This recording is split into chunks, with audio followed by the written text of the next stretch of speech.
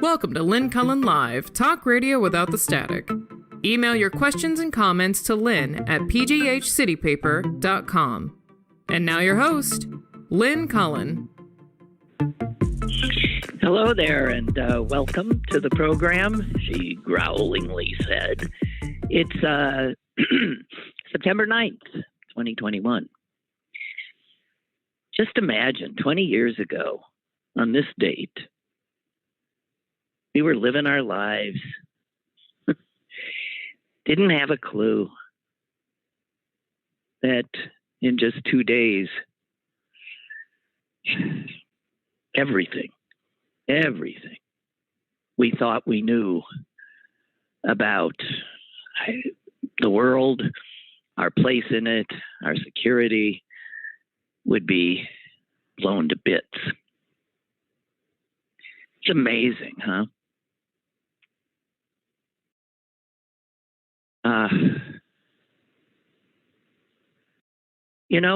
I've never had or listened to or even know if it exists a tape of my show that day, which went on to last close to 8 hours, as I was joined by Doug Hurth and Jerry Boyer, if I'm recalling correctly.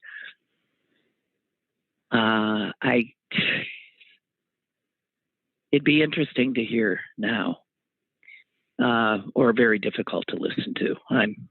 I don't, both, I'm sure, would be true. So, where do we go from here? In so many respects, our lives have ended also lately with the pandemic. And so having our lives upended is getting to be a little more business as usual. God. So I want to start on a happier note today, if only to soothe my own frazzled self. So let us start with an obit. It's always where I find the good news. It's amazing.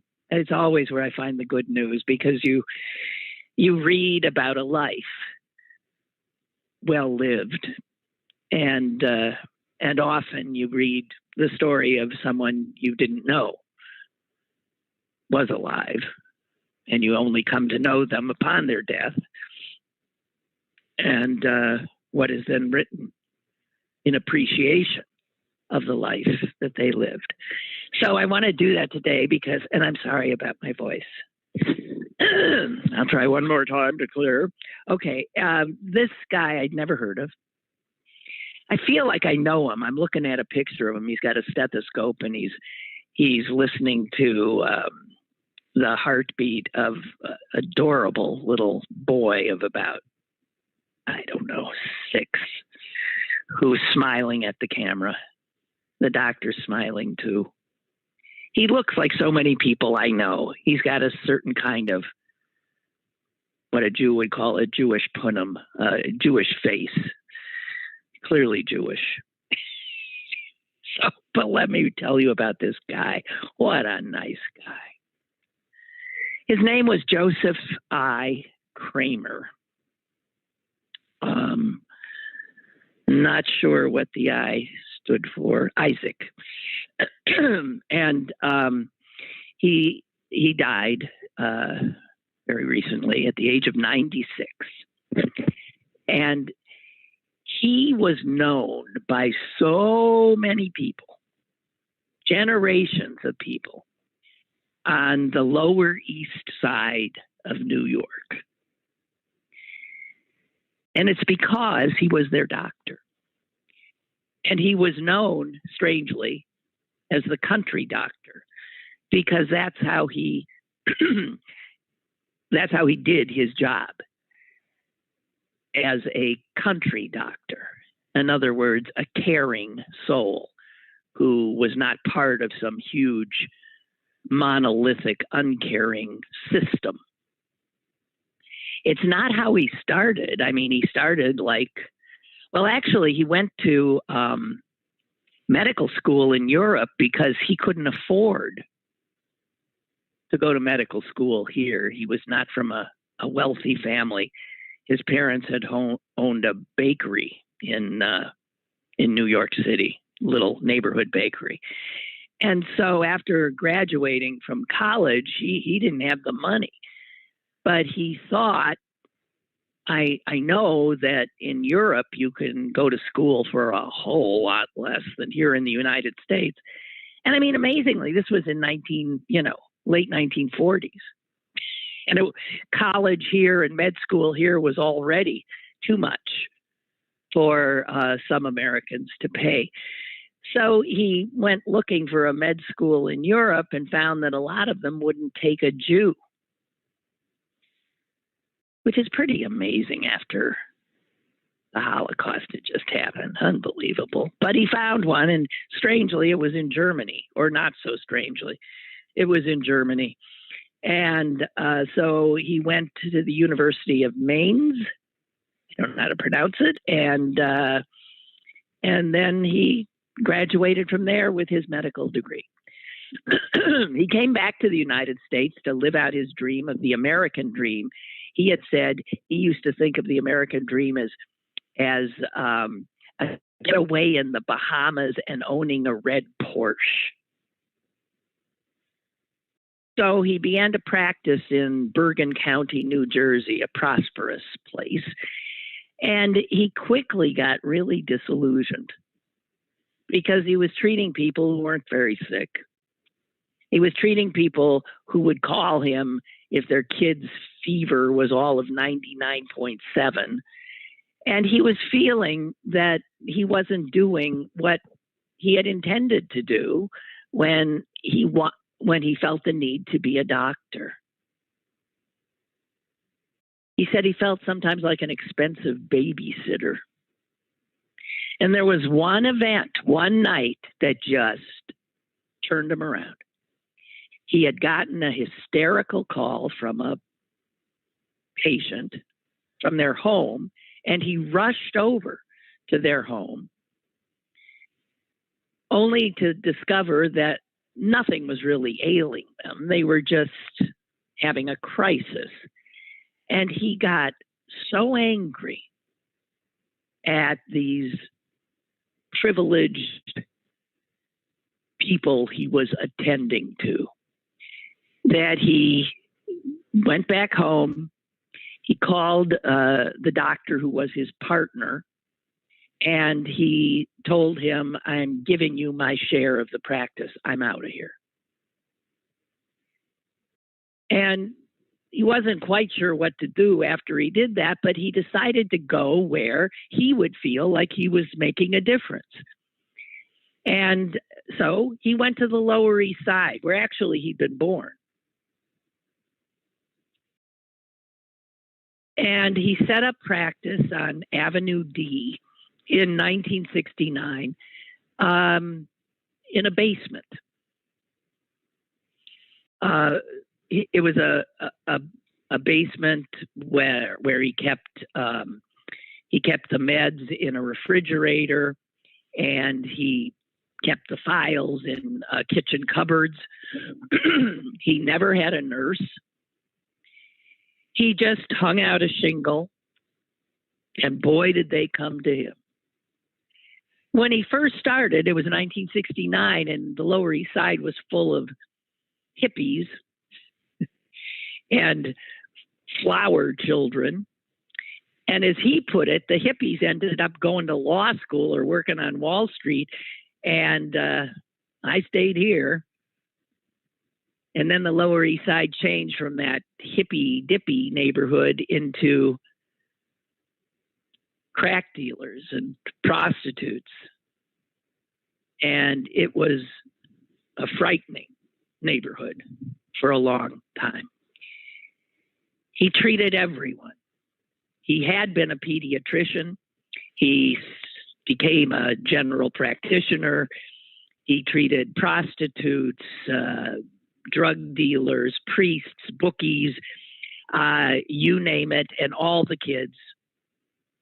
He would see 40 patients on average a day, and again, with no nurse, no receptionist.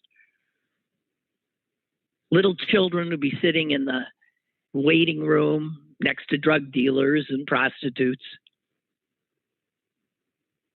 And often when he had to prescribe medicine and he knew they couldn't afford it, he would walk them across the street where there was a pharmacy, and he paid out of his own pocket for the medicine. When one man lost his unemployment, he paid for his treatments for 3 months. And then, of course, word got out about him. 60 Minutes does a piece, and while Harry Reasoner, who was the reporter at the time, was interviewing him on the street, the interview kept getting interrupted as people walked by and said, "Hey, Doc, how are you?" Everybody knew him. And in fact, one person, realizing it was a 60 Minutes interview, it truly interrupted and said, this guy is the greatest guy in town. There wouldn't be a neighborhood without him. He ran what he would call a pay what you can afford practice. And since he was living in this poor neighborhood, people couldn't afford much of anything. He was a big guy. He was 6'5", often had a big smile on his face. And what finally did him in, the very system that he sought to escape, finally did him in anyway. Because he had no nurse or any other employee, he spent his nights doing paperwork and filling out forms after forms after form. He had spent 10 hours one day helping a suicidal young man. And he was trying to get Medicaid. He had to fill out a bunch of forms for Medicaid to get some payment for that 10 hours. He requested $19. He got 11. All of this enraged him. The system had enraged him back in the 50s, and it enraged him in the 60s, the 70s. It seemed to stand in the way of doing what needed to be done to help people. And he saw it as stinginess on the part of the government. And that's true, because we've talked about America is a cruel country. It doesn't believe in helping people. It does when Democrats are in control, but all too often they are not. And so, as he said, when he finally quit in 1996, he was in his 70s. He said it wasn't AIDS, it wasn't the fact that TB started spreading again or the resurgence of measles. It wasn't that he was in his 70s. It wasn't the money. It was the paperwork. He developed severe hypertension because he was in a state of rage all the time. And so he had to retire. And it's good to know that the hypertension didn't kill him. He lived to be 96. And every August, up until this one, he went back to the Lower East Side to East River Park for a reunion that was always held by all the people, the generations of people in that neighborhood who so loved him. One woman said last year, he really couldn't even get into the park. Everyone just surrounded him. He was every child in the hood's doctor. I don't know how he managed that, but he saw every one of us. There's a life well lived. Joseph Isaac Kramer, hero and doctor to the poor. So, I don't know about you, but that made me feel better. Anytime somebody bucks the system and says, screw this, I'm going to do the right thing, even if the system is stacked against me. I'm going to do the right thing.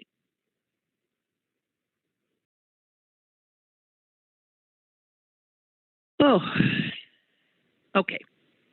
That's all I got. So much stuff here. Where do I start? Well, let's just start with it was wonderful watching that video.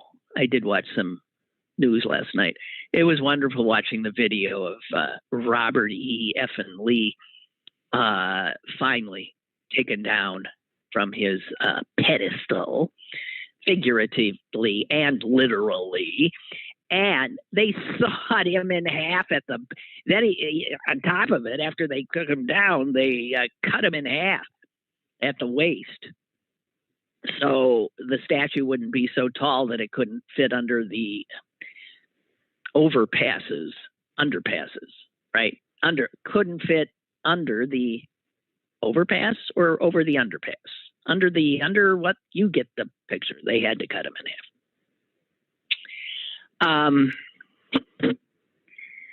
And I was thinking that I was remembering how I was taught about Robert E. Lee, because I'm a Yankee, and I'm real far north. That's where my education began, up there in northern Wisconsin. And I realized that I had been taught, because I had to have been, I didn't come upon this idea myself, that Robert E. Lee was a wonderful human being.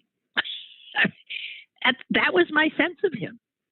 A noble and wonderful human being, dignified as hell in defeat. And in fact, the guy he surrendered to, U.S. Grant, I was taught was like this drunken jerk. So the guy who, in that scenario of the South loses and Lee surrenders, Lee is the hero of the story by his deportment and how good he looks in the saddle. Handsome man.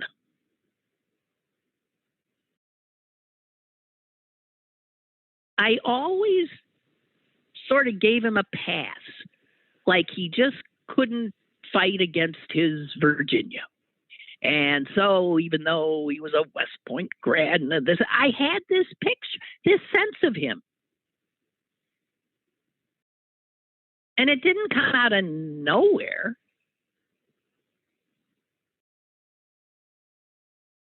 And then yesterday I read a piece written by a historian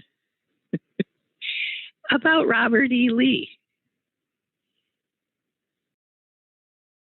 And he was a monster. He was a monster.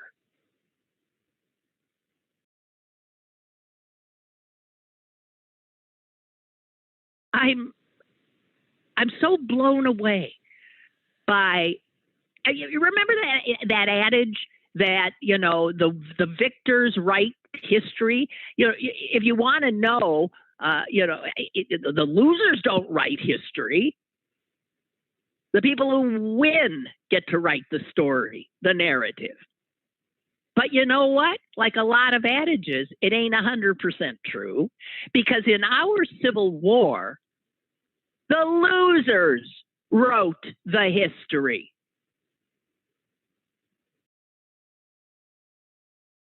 Fake news, fake history. And their fake narrative was taught not just in the South, because as I said, I'm from northern Wisconsin.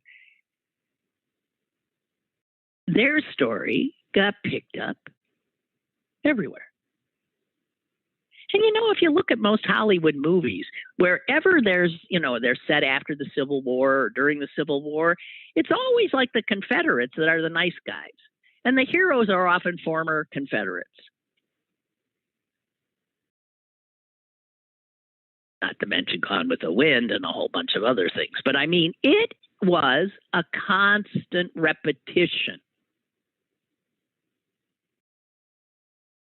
And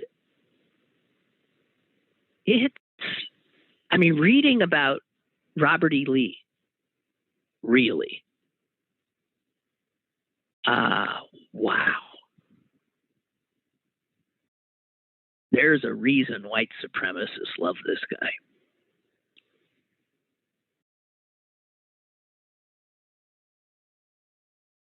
As the historian says, the myth of Lee is that he was a brilliant strategist, a devoted Christian, that he abhorred slavery, and he labored tirelessly after the war to try to bring the country back together. And it's all a lie. Yeah, he was a Christian. He was a devoted Christian, but his kind of Christianity, I don't think Jesus would recognize.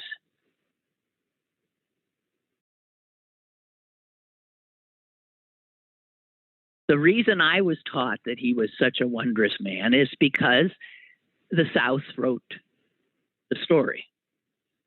And the South produced a 150-year propaganda campaign designed to elevate the traitors that led the army of the Confederacy and to erase slavery as the cause. And then, of course, to totally whitewash the Confederacy as a noble cause. The lost cause. And it's that narrative, that fake history, the lost cause, that was the bedrock and foundation on which Jim Crow rose. And it was when Jim Crow was at its height that statues like these, like I'm looking at it, like were put up all over the South.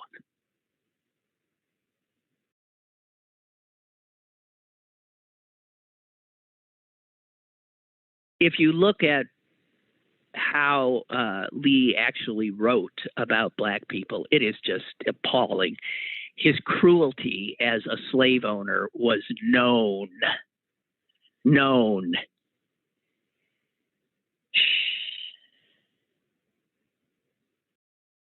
By 1860, he had broken up every single slave family he owned. He didn't allow any family units. He sold off children, separated husbands and wives.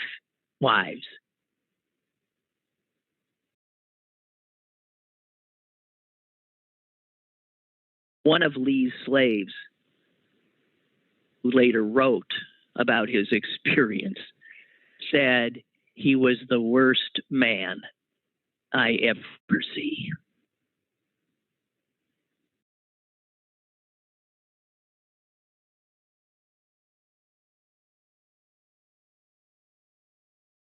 It's a harrowing story to read about him, and to know that I was so misled, to say the least, lied to about this man. I remember when I went away to college in 1966, I was blown away by, I think I've said this before, but when I took a history class, how it seemed that everything I'd been taught was was bull. I mean, everything. I was taught this, narrative that Americans wanted to tell their white children, I guess all their children. Yeah, because black kids had to swallow this crap too. But lest you think it was just in the South, I don't know what you were taught or at what age you were taught these things, but I'm telling you, the way up in the Union in Wisconsin, we were taught the Southern story.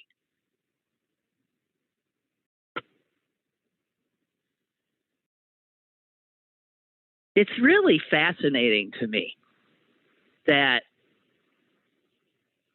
how history is put in stone and how it is remembered and how everybody always assumed that it's the victor who writes that story, except here.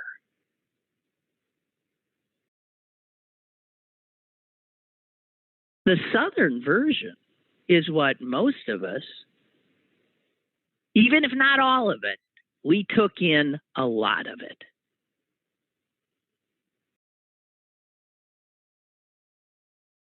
So Lee's, part of me was thinking, big deal, statues.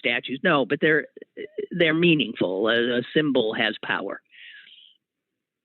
What we need to do, of course, is after you get the statues down, you need to move on to the heavy lifting. And a New York Times piece there was a crowd watching Lee go down. A crowd of mostly black people. But they interviewed this white guy who lives right there on Monument Avenue. He was there. And he said, and this is interesting, and I think also reason for some measure of hope, okay? He's how old? 68 years old. So he's a 68-year-old Southern white guy. His name is Irv Cantor. That's a Jew. He said, I was naively thinking that we could keep these statues and, just add new ones to show the true history and everything would be fine. But then he said, after Charlottesville and after George Floyd and after the Black Lives Matter movement, he changed his mind. And I just want to say that Black Lives Matter movement really, really helped change a lot of old white people's minds.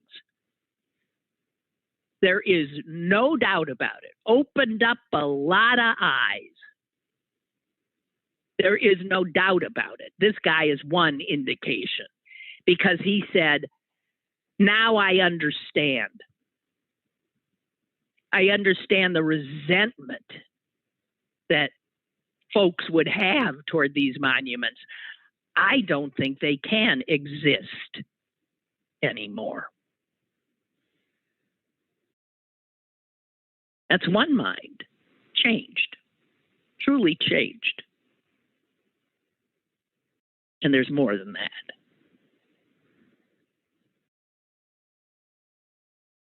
There is still one Confederate monument in Richmond And the reason it's still there, it's of some general named A.P. Hill.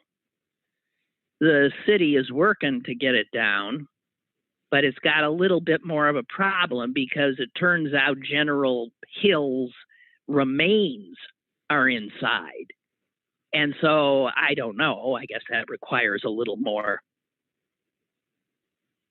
intricacy in the taking down. But Richmond, you gotta tip your hat to Richmond. Richmond was more full of these statues than just about any city, and they're down. Everyone except Hills, which will soon be. Now, lest you think this is something that's happening everywhere, North Carolina in 2017, 4 years ago, had about 220 memorials, Southern memorials, Confederate memorials on public land, okay? 220. How many are still there today? 190. The vast majority still stand.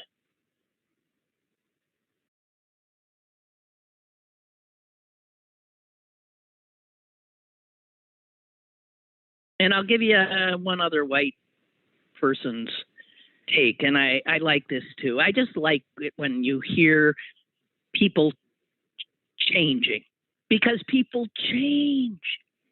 They can change for the better. You can teach old dogs new tricks. The guy who is, 68, who said, I get it now. This woman who's 62, her name is Maggie Johnson. She's a waitress. She grew up in the South, a conservative Republican family that taught her that hard work always brings you success. And anybody who says that they're being held back for one reason or the other is just lazy. That's what she believed. And then her life went a little bit awry, and she ended up in prison. That opened her eyes. So she was in the crowd, one of the white people in the crowd, watching General Lee come down. And she told the reporter, when my friends say I'm a hardworking person and I don't have any privilege, she says, I tell them privilege isn't about money. Privilege is about thinking the world works for everybody else the way it works for you.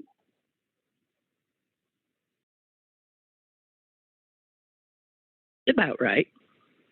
She's got that right. And she gets it now.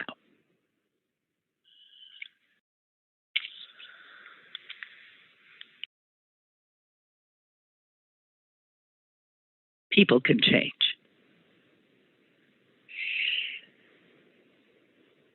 So, let me see here.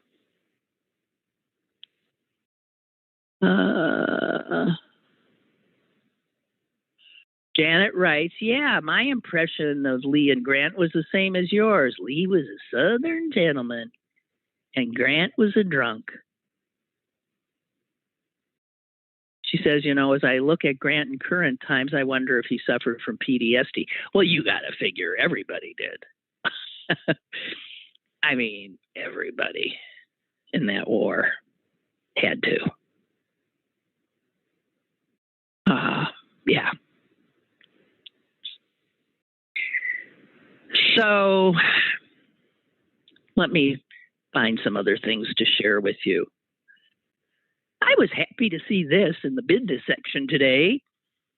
Well, I wasn't happy to see it, but I like, seeing the numbers that show how little the rich pay in taxes. The Treasury Department has put out a report that says 1%, the wealthiest 1% of Americans, are the biggest tax evaders in the country, and we know it. IRS knows it. Everybody knows it. But they don't have the means to go after them because the 1% have the money to pay for tons of really expensive lawyers who shield and hide and take advantage of every loophole and set up dummy corporations and do this and that. And I mean, there's one trick after the other, which technically are legal, that they use. But the IRS doesn't have the staff or the ability to go after them. It's a David v. Goliath. So the IRS has always gone after little people because that's the only people they can take on and win. But the little people overwhelmingly pay their taxes. Tax compliance rates are really high for Americans who are in the low and middle income category. Amazing. But they're the ones who are getting audited. So one of the things the Biden administration wants to do is beef up the IRS so they can go after the people who are really doing the tax evasion and who, in fact, have the money and whose tax evasion amounts to easily $163 billion a year that should be going into the public coffers. The IRS figures that it would amount to $7 trillion in unpaid taxes over a decade.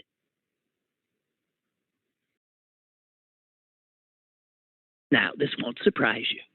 Republicans are saying that Biden's proposals to give more money to the IRS cannot be allowed to go forward because the IRS cannot be trusted with more power.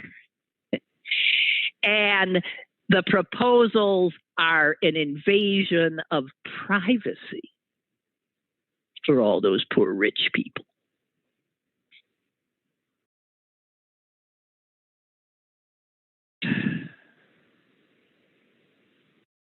So that brings me to this other thing. You know, we keep hearing that everything Biden wants to do. Oh my God, the price tag is just ridiculous. It's so high. We can't possibly pay for it. Well, one of the ways that Biden wants to pay for it is getting the friggin' Americans who are the biggest tax evaders to pay what they owe, just like you do, just like I do. And if they did, lo and behold, guess who's got enough money to do all of this stuff that will help this country immeasurably. And then, you know, you look at the reporting on Biden's budget measures, the reconciliation bill. I know your eyes start going around in your head. But this is the stuff that where Manchin goes ape shit and says, why we can't raise those revenues too much. So, no. Every time you see a report about the bill that really has to pass, even though its odds aren't great, it's called what? It says it's $3.5 trillion. $3.5 trillion, which of course doesn't mean anything to anybody. It does sound like a lot. But guess what? These reporters never say. Yeah, it's $3.5 trillion over 10 years. How often does those three words get appended to any of their reportage? It's a big omission. $3.5 trillion over 10 years. So now knowing it's 10 years, then this thing that makes Manchin plots really costs $350 billion a year, right? And then if you further parse that down, $350 billion, well, guess what, guys? That's about $1,000 per American a year. Now, does that seem so outrageous that the government should spend $1,000 a year on each one of us? And by doing so, the collective impact is huge. But every time you hear or see it's $3.5 trillion, blah, blah, blah, blah, blah, you remember it's $1,000 for every American. That's what it is. That level of spending. And somehow that seems very manageable, does it not? Saw a story about the Supreme Court today that just unfriggin' believable. The Supreme Court, you know, it says here that the Supreme Court has stayed the execution. They were going to execute some guy, I think in Texas. That's where they like to execute people. One of the places. Yeah, Texas guy.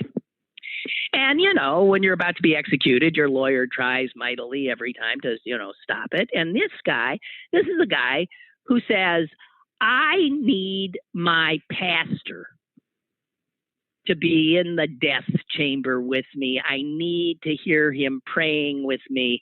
I need him. I need the touch of his hand on me. And I'm not saying you can't take me, but this is all I want.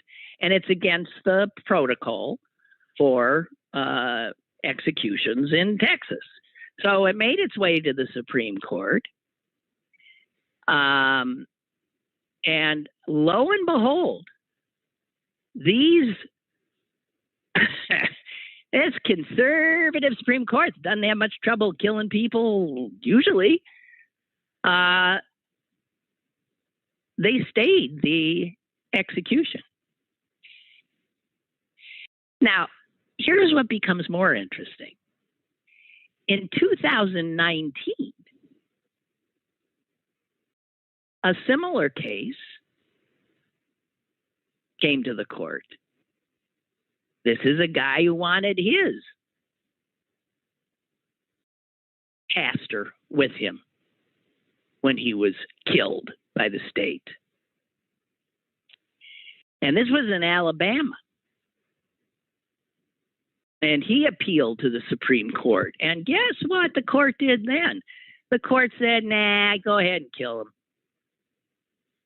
Because this guy was a Muslim and he had wanted his imam present. Somehow the court couldn't quite see why that was a big deal. Essentially, same case comes before them, only this time it's a Christian. And lo and behold, the court gets it.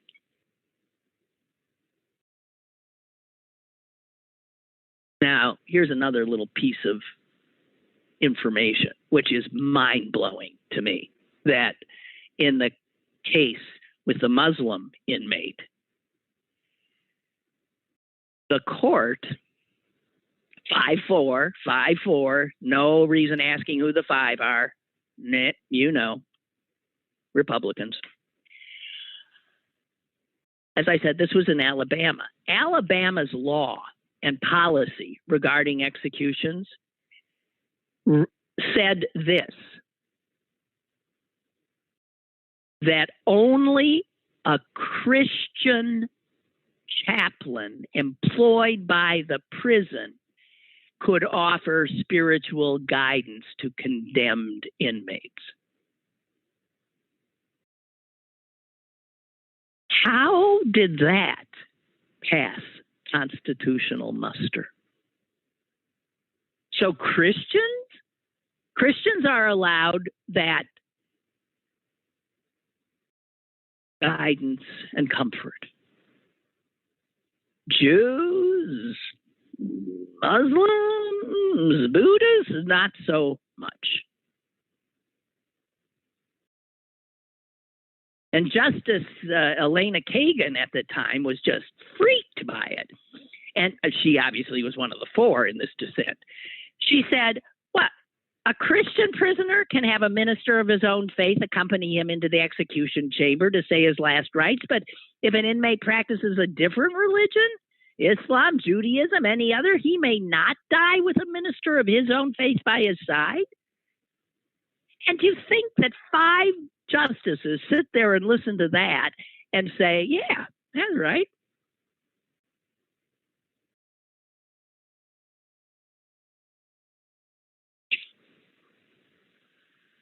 Oh, man. Oh, and speaking of the court, I never shared this with you, but I just thought it was, when the Texas abortion law was found by the court to be fine and hunky-dory and able to go into effect with no problem, even though it's just blatantly unconstitutional, that was done by what's called, I'm sure you've heard the term now, a shadow docket, where the court didn't give any, they just do it in, essentially the dead of night.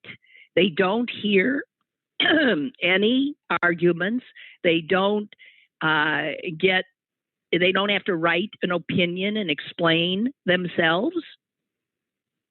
And normally this is done for like very quick, like staying in execution. But using that kind of decision making for the Supreme Court has not in the past been used for really big cases, which deserve a public hearing and all the bells and whistles that come with it. But this court, this Trump court, has used this shadow docket over and over again and has reshaped the legal landscape in the country in the dark. It has used the shadow docket for changes to immigration enforcement, for disputes over election rules, for public health orders, for during the pandemic, for evictions during the pandemic, and now for that unbelievable, unconstitutional abortion bill passed by Texas. The court has waded into these hugely consequential areas of the law using this ability to not explain a damn thing, to not even hear an argument. And believe me, legal scholars are freaking out about it. It's cowardly, mostly. Nothing gets signed, nothing gets written. However, in this case, in the Texas abortion case, some things were written. They were written by the justices who said, "Are you out of your mind?" The dissenters. They wanted to be on record as dissenting, that they had nothing to do with this. And one was Sonia Sotomayor. And how these dissents are, and all these things are written in such, legalistic language. Well, you can hear the steam coming out of her ears. And she called out the Trumpers on that court for, and these are her words, their breathtaking defiance of constitutional order, their stunning rejection of precedent, and their flaming cowardice.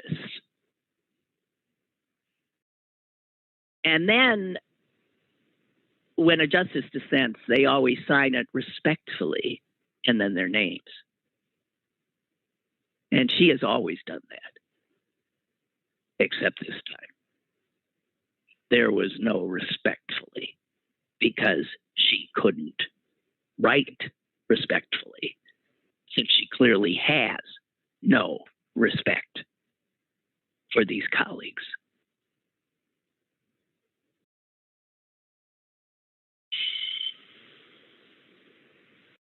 Almighty. Hey, a friend sent me this, and please, somebody tell me this isn't true. I have not been able to. So after the Texas thing, the Pelosi and the House said that they were going to try to statutorily, secure abortion. And so there's this thing called the Women's Health Protection Act, which would establish a federal right to abortion care. Because, Roe v. Wade is a court. Legislatively, abortion on the federal level has never been legal. It was not made legal that way. It was made legal through a court ruling, Roe v. Wade. And this is a bill to correct that. The bill in the democratically controlled House has 189 co-sponsors. In the Senate, because it's already been placed into the Senate coffers, it has 48 co-sponsors, obviously all Democrats. 48. So that means 2 Democrats are missing. And this that I saw says the 2 Democrats that have not signed on as co-sponsors are, not surprisingly, Joe Manchin, but the second one is Bob Casey. Just saying. You might want to call Casey's office. Bob Casey and Joe Manchin. And you need the 2 and Kamala Harris, and you get 51. I don't know about filibuster stuff. Oh, God. I'm sorry. I'm exhausted. Oh, I got something I can talk about that is not quite so fraught. You know how I got a pet peeve, and I meant to say this the other day. God, will somebody stop? When you go into a waiting room in a doctor's office or in a hospital, will they turn off that damn television? That's all I'm saying. As I told you, I was in the ER for a long time the other day. And it was on, at least it wasn't on Fox News, which is often the case. It was on, I think, NBC or CBS. I don't know. It was early in the morning. And the idiocy. I don't watch morning television. Oh, my God, the idiocy. The silliness, the laughing. And all that's in that room are people in pain or sick as dogs. They're not, you're sick. You do not want to hear this crap.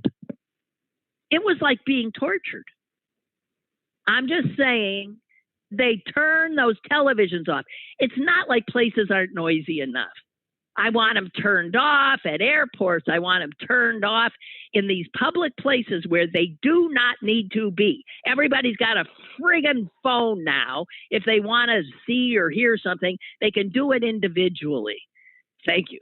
That was a rant. Okay, so anyway, this other thing I was going to talk to you about. You know how annoyed I am by these linguistic changes.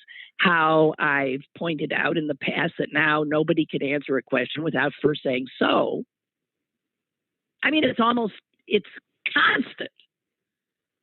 If you ask, how you doing today? They don't just say fine. They say, so I'm, so what did you do? So what did you do today? So.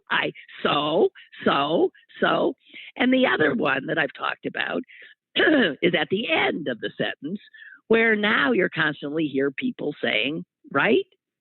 So you make a statement, and then you say, right? And it is constant. I've caught myself many times doing it. And this is not how we used to talk. The right thing I remember a little bit, which I always took to be people who were unsure of themselves. And so they need constant, nodding. So when somebody says right, you tend to say, you nod your head. It's annoying, but, I get it. But there was this article I read about, and it's written, I guess, by a linguist, who had a slightly different spin on it. They think this comes mostly out of internet stuff. And also, what's weird is that they quote a Stanford professor, actually a former Stanford professor, who then went on to become a venture capitalist. And he has a very specific theory about the appending of right? He says this, my take is that this is a classic speech virus. I believe it started in the particle physics community in the early 1980s. What? That's what he says. I believe it has to start somewhere. I believe it started in the particle physics community in the early 1980s, then spread to the solid state physics community. Who knew there were such communities? In the mid 1980s. And then to the neuroscience community in the late 1980s. It appears to have gone mainstream just in the past few years. I'm not sure what caused that latest jump. And so it turns out other people start looking, and they say the thing saying right is you do see it in academics for science academics. And somebody suggested that because science is often, difficult, and when you're trying to explain something to somebody, you're making sure they're with you. So you say, right? Making sure they're following me, then right? Right? And that makes some sense, actually. The article says, though, that Mark Cuban, Pittsburgher, is guilty of saying right constantly. And it says he disguises the right as a question, but really it's the opposite. It's a flat, affectless confirmation of whatever he himself just said. He's not asking for you to nod. He's saying blah, bitty, blah, bitty, blah, right? It's like a period, exclamation point. But the other thing they say is the so stuff is used by people who can't answer a question. They don't think they can answer the question without first giving a backstory. And that makes sense too. And they suggest that the proliferation where you see this most often is on cable news shows, all the talky people, because in order to make their case, they step back. So even though they're asked a question, by the way, that so was a so doing its good old-fashioned job. So then they're asked a question that they feel they can't just do the answer to without giving some preface. And so they say, so blah, blah, blah, blah, blah, blah, blah, blah, blah, blah, blah, blah, blah. And then they can get up to speed a little bit. And so, both of these, so and right, are often used for people attempting to explain something. The so, before the sentence, giving a backstory. The right, at the end of the sentence, making sure you understood the explanation. So I'm just telling you that because I found it linguistically interesting, right?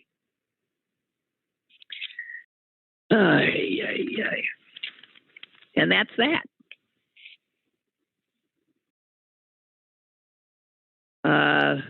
Did I see a special on ABC last night about the women? No, I didn't. I'm sorry. I did not. I didn't. Had one day. It was surprised to look up and see Nina Pineda.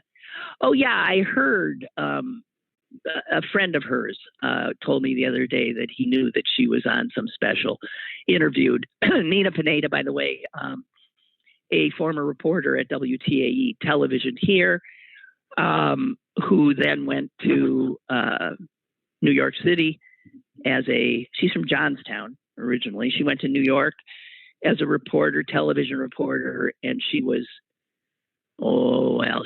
in a place you wouldn't have wanted to be on 9/11. She wasn't in the buildings, but she was close. And I have heard her tell her harrowing story because she obviously comes back here and has friends here. And she and I have a common friend. Nina and I never worked together, but we have a friend in common.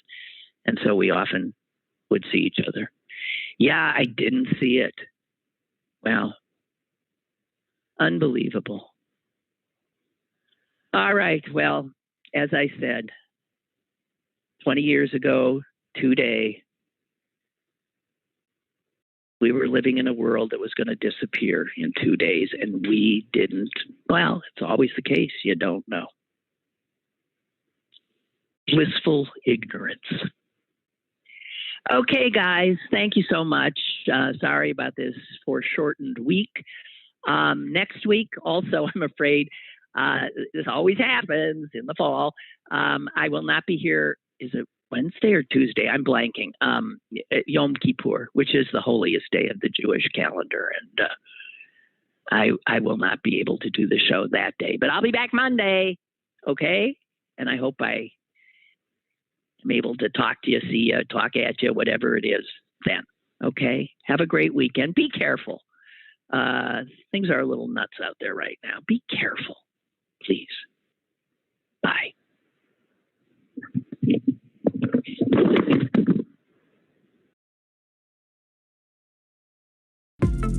Lynn Cullen Live, Monday through Thursday from 10 a.m. to 11 a.m.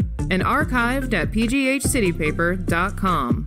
The opinions expressed on Lynn Cullen Live are those of the host and do not necessarily reflect the viewpoints of Pittsburgh City Paper or its advertisers.